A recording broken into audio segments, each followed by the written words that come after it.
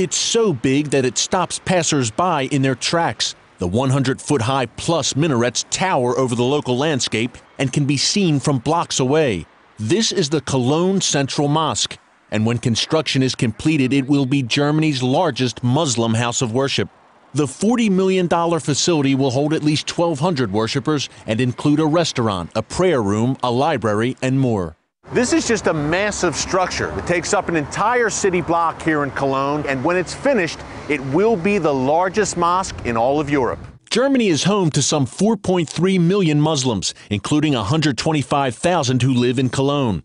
The large majority are Turkish. Although Cologne already has some 30 mosques, one German Muslim activist told CBN News the new facility is needed. You had for years, for decades, you had very, very ugly places in the most and poorest parts of Cologne, underground, in booths, elsewhere where you had prayer places. And so now to have something which is visible, which is quite in the midst of the society, is something that is in deep and great need for the city itself, for the Muslims and for the society. Ibrahim El Zayat helps support mosque projects throughout Europe. His critics have said he's a radical Islamist with ties to the Muslim Brotherhood. El Zayat denies the charge and says he's only trying to help Muslims take their rightful place in German society. If you compare it by percentage to the total population of Muslims, and compare it, for example, to churches, to total population of Christians, then you should have in Germany not 3,000 prayer places, but 15,000. Michael Hearn-Patberg is an anti-jihad activist based in Cologne.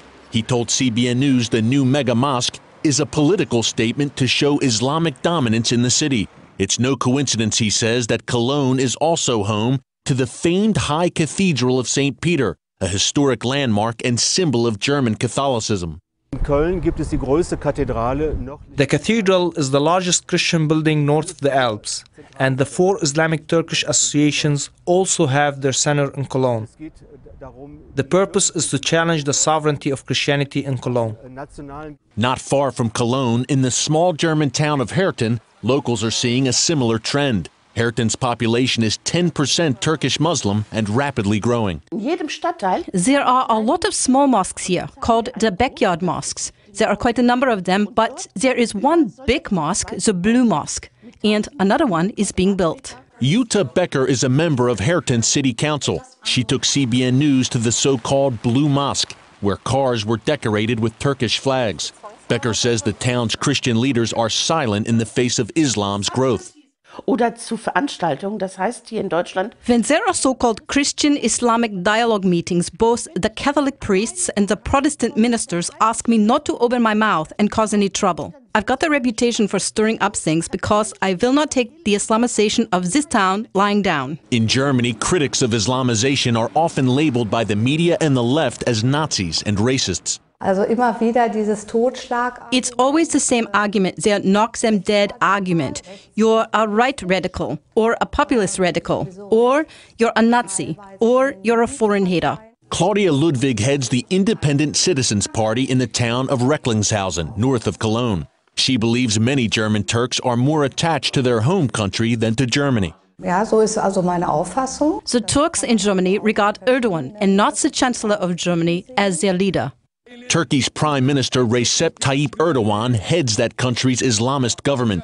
In 2008, he told an audience of Germany's Turks that assimilation into German society would be, quote, a crime against humanity.